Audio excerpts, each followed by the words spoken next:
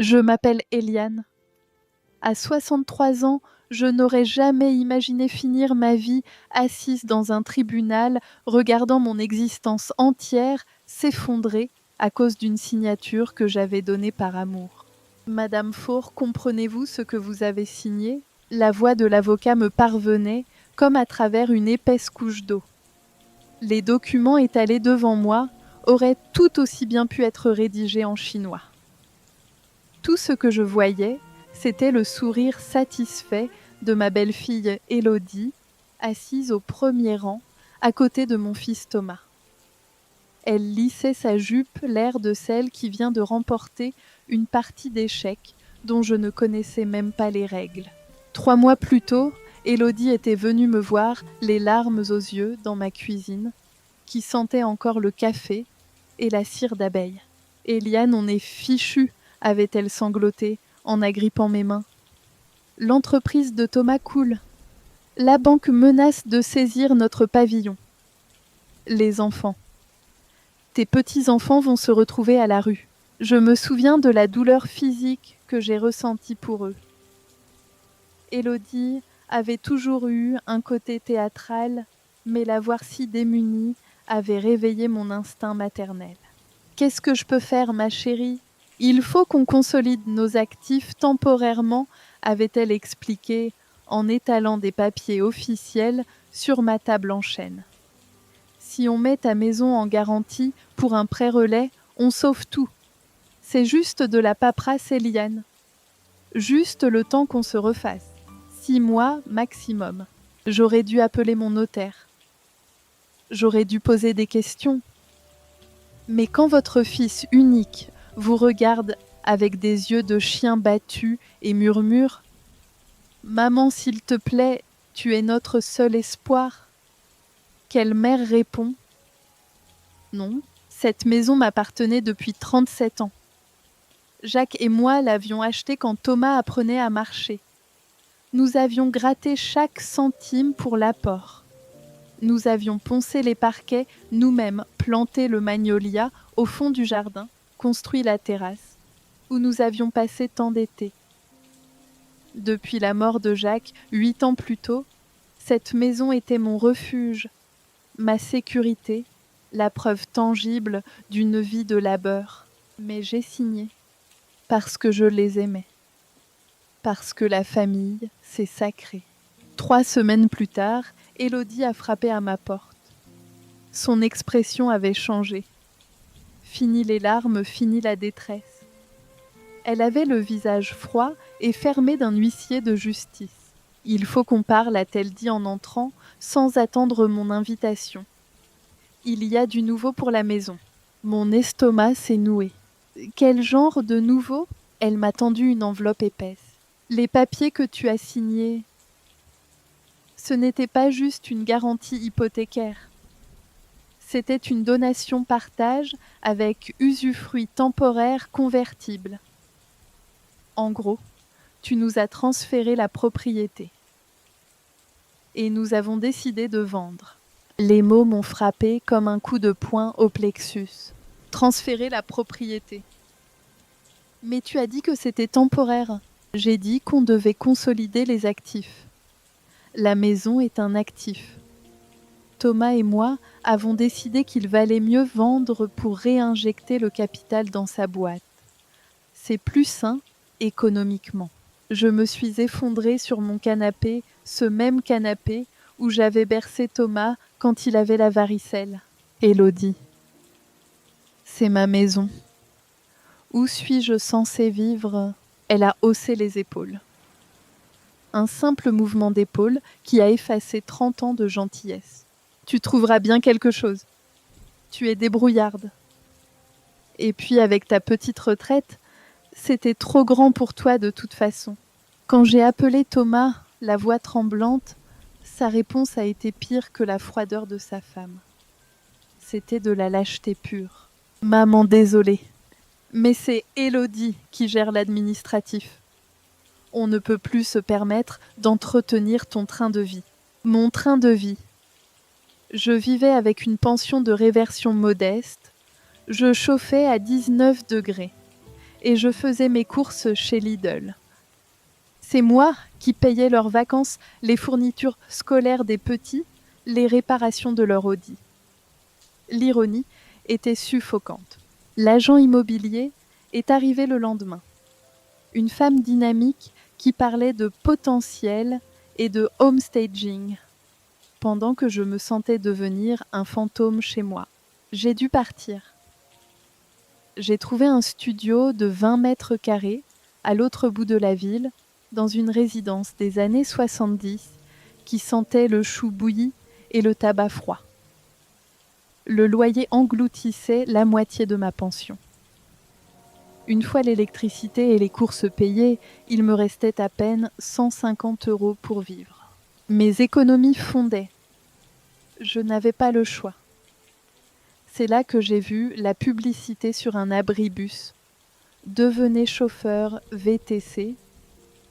Soyez votre propre patron. Je n'avais jamais conduit professionnellement. Je ne sortais guère de mon quartier depuis le décès de Jacques. Mais le désespoir vous donne un courage que vous ne soupçonniez pas. La formation a été une épreuve. J'étais entourée de gamins de 20 ans qui me regardaient comme si j'étais une grand-mère égarée cherchant la sortie de l'EHPAD. Mais j'ai tenu bon. J'ai loué une berline propre, j'ai mis un tailleur et j'ai commencé. La première semaine a été un enfer. J'ai pleuré dans ma voiture entre 2 courses. J'ai eu mal au dos comme jamais. Mais j'ai appris. J'ai appris à éviter les bouchons du périphérique, à sourire aux clients désagréables, à devenir invisible quand ils parlaient affaires ou amour illégitime à l'arrière. Le plus dur n'était pas la fatigue, c'était la solitude. Thomas ne m'appelait plus. Élodie avait bloqué mon numéro. J'avais trop honte pour contacter mes anciennes amies et leur avouer que je vivais désormais dans un clapier et que je conduisais des inconnus pour payer mes pâtes. Certains soirs, garée sur un parking de supermarché, en attendant qu'une course sonne sur l'application, je pensais à Jacques. Il me disait toujours « La vie a plus d'imagination que nous, Eliane. Quand tu crois que le livre est fini, c'est juste qu'un nouveau chapitre commence. » Je priais pour qu'il ait raison. C'est un mercredi matin d'octobre que tout a basculé. La course a sonné à 9h15 précise. Prise en charge, hôtel Le Plaza Centre-Ville. Destination, aéroport. Nom du passager, Monsieur Louis. Je me suis garée devant le palace. Le portier en livrée m'a fait signe. Mon passager est sorti. C'était un homme grand élégant, dans les 70 ans, portant un manteau en cachemire gris anthracite. Il avait cette aura particulière, des gens qui ont de l'argent depuis très longtemps, un calme absolu, mais ce qui m'a frappé, c'était son regard. Une tristesse infinie dans des yeux bleus acier. Madame Faure, sa voix était douce, polie. Appelez-moi Eliane, monsieur. Je suis Gabriel Louis. Il s'est assis à l'arrière. Contrairement à la plupart de mes clients qui se jetaient sur leur téléphone, il est resté silencieux, les mains croisées, sur une petite mallette en cuir, regardant défiler le paysage pluvieux. Arrivé à l'aéroport, le compteur affichait 45 €. Il m'a tendu un billet de 100. Gardez la monnaie. Eliane, vous conduisez avec une douceur rassurante. Est-ce que je peux vous réserver pour mercredi prochain ? Même heure. Bien sûr, monsieur. Je m'arrangerai pour être disponible. C'est devenu notre rituel. Chaque mercredi, à 9h15, Gabriel m'attendait devant le plaza. Chaque mercredi, il montait en silence, parfois avec sa mallette, parfois juste avec un journal qu'il ne lisait pas. Au fil des semaines, une étrange intimité s'est installée dans l'habitacle feutré de la berline. Il ne me posait jamais de questions intrusives sur pourquoi une dame de mon âge faisait le taxi. Il respectait mon silence autant que je respectais le sien. Un jour de novembre, alors que la pluie battait les vitres, Je l'ai vu essuyer une larme discrète dans le rétroviseur. « Ça va aller, monsieur Gabriel ?» ai-je demandé doucement. Il a sursauté comme sortant d'un rêve. « Vous avez des yeux très gentils, Eliane. Ils me rappellent quelqu'un que j'ai perdu il y a très longtemps. Quelqu'un que j'aurais dû retenir. On a tous des regrets, » ai-je murmuré, pensant à ma maison, à mon fils, à ma naïveté. J'ai passé 45 ans à essayer de combler un vide que rien ne peut remplir. Ni l'argent, ni les voyages. La semaine suivante, il n'avait pas sa mallette. Il tenait une vieille photo écornée. « Eliane, puis-je vous poser une question personnelle ?» J'ai serré le volant. « Je vous écoute. Avez-vous déjà aimé quelqu'un au point de renoncer à lui pour qu'il soit heureux ?» La question m'a transpercée. J'ai pensé à mon adolescence, à cet été 1978 en Bretagne. « Oui », ai-je répondu la gorge serrée. J'avais 17 ans. Il était étudiant saisonnier. Son père était un grand industriel qui menaçait de le déshériter s'il restait avec la fille du gardien de phare. Alors je l'ai quitté. Je lui ai dit que je ne l'aimais pas pour qu'il parte faire ses études et qu'il ait sa chance. Dans le rétroviseur, j'ai vu Gabriel blêmir. Sa main a tremblé. « Comment s'appelait-il » a-t-il chuchoté. « François. Il s'appelait François. » Un silence lourd électrique a envahi la voiture. J'ai dû me garer sur la bande d'arrêt d'urgence de l'autoroute, le cœur battant à tout rompre. Je me suis retournée. Il me regardait avec une intensité qui a balayé 4 décennies. « Je ne m'appelle pas Gabriel Louis », a-t-il dit d'une voix brisée. Louis est mon deuxième prénom. Je m'appelle François Gabriel, de Valmont. Et je n'ai jamais cru à ton mensonge, Eliane. François, c'était lui. Les cheveux étaient en blanc, le visage marqué par le temps, mais c'était lui. Mon François de l'été 78. Celui pour qui j'avais brisé mon propre cœur. Nous avons pleuré dans cette voiture, garée entre 2 camions, sous la pluie battante. 45 ans de vie parallèle se sont télescopés en un instant. « Je t'ai cherché », a-t-il avoué. Quand j'ai su que tu avais épousé Jacques, je me suis effacée. Je voulais que tu sois heureuse. Je t'ai suivie de loin. Quand j'ai su pour ta maison, pour ce que ton fils t'a fait, j'ai voulu intervenir. Mais je ne voulais pas t'humilier. Alors j'ai trouvé ce moyen de te voir, de passer du temps avec toi. Tu savais que c'était moi, depuis le début, depuis la première course. J'ai engagé un détective quand j'ai su que tu conduisais. Je voulais juste être près de toi encore un peu. Pourquoi encore un peu ? Son visage s'est assombri. J'ai un cancer, Eliane. Phase terminale. Il me reste quelques semaines. C'est pour ça que je vais à l'aéroport chaque mercredi. Je ne prends pas l'avion. Je vais à la clinique spécialisée qui est juste à côté pour mes traitements palliatifs. Je ne voulais pas que tu saches. Je voulais juste nos mercredis. Il est mort 8 jours plus tard. Je n'ai pas pu lui dire au revoir comme je le voulais. Notre dernière course a été notre adieu. Il m'a laissé une enveloppe sur le siège arrière en partant. Dedans, il y avait 10 000 € en liquide et un mot. Pour prendre soin de toi, en attendant la suite. Je t'ai aimé chaque jour de ma vie. La semaine suivante, je n'ai pas conduit. Je suis restée dans mon studio prostrée. C'est là que le téléphone a sonné. Madame Faure, ici Maître Solal, notaire. Je vous appelle concernant la succession de Monsieur François de Valmont. Je ne suis pas de la famille. Monsieur de Valmont a laissé des instructions très précises. Il vous a désigné comme sa légataire universelle. Je suis allée au rendez-vous, en métro, dans mon vieux manteau. Le cabinet était situé dans les beaux quartiers.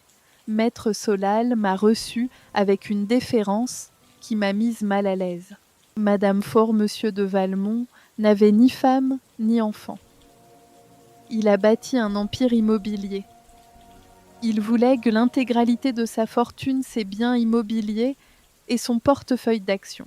De combien parle-t-on, ai-je demandé, craignant de comprendre. Après droits de succession et impôts, le net s'élève à environ 180 millions d'euros. Le monde a cessé de tourner. 180 millions, c'était absurde. C'était indécent. Il y a aussi une lettre pour vous. J'ai ouvert le pli. L'écriture de François était tremblée. Ma douce Éliane, ce n'est pas de la charité, c'est une restitution. Tout ce que j'ai construit, je l'ai fait avec l'énergie du désespoir de t'avoir perdu. Cet argent t'appartient. Utilise-le pour être libre. Utilise-le pour montrer à ceux qui t'ont blessé qu'on ne marche pas sur une reine. Choisis ta vie. Choisis qui mérite ta table.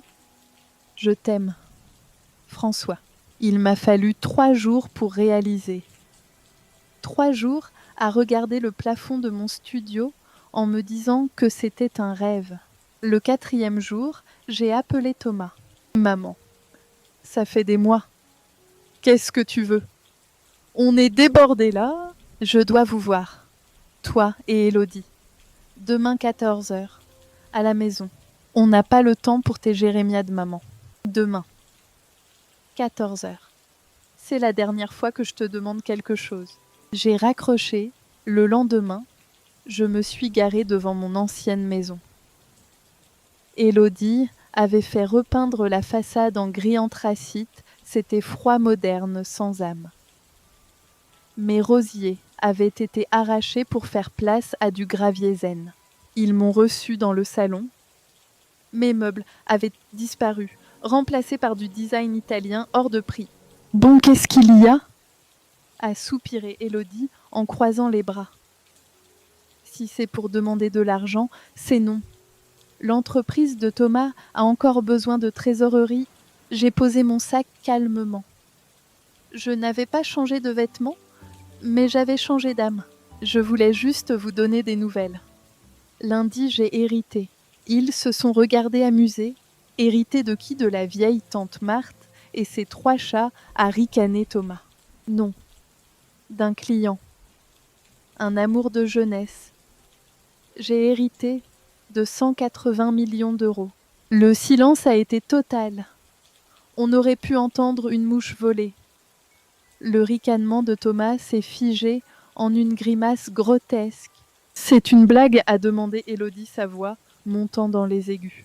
J'ai sorti l'attestation notariée de mon sac et je l'ai posée sur la table en verre. Élodie s'est jetée dessus. J'ai vu ses yeux parcourir les lignes s'écarquiller, puis se remplir d'une lueur cupide que je ne connaissais que trop bien. Oh mon Dieu, Éliane, mais c'est merveilleux. Son ton avait changé du tout au tout. C'était soudain mielleux gluant. Thomas regarde maman. Et riche. Maman, tu te rends compte? On va pouvoir... Je veux dire, on va t'aider à gérer tout ça. C'est compliqué de tels montants pour une personne de ton âge. On va investir dans l'entreprise, on va racheter une villa plus grande où tu auras ton aile à toi. Elle s'approchait de moi pour me prendre les mains. J'ai reculé d'un pas. Stop! Ma voix a claqué comme un fouet. Vous n'avez pas compris. Je ne suis pas venue pour partager. Je suis venue pour dire adieu. Pardon, a balbutié Thomas. Vous m'avez volé ma maison. Vous m'avez laissé vivre dans la misère. Vous n'avez jamais pris de nouvelles quand je conduisais 10 heures par jour avec mon arthrite pour payer mon loyer. Vous avez choisi l'argent plutôt que votre mère. Maman, on a fait ça pour la famille, a crié Thomas. Non, Thomas.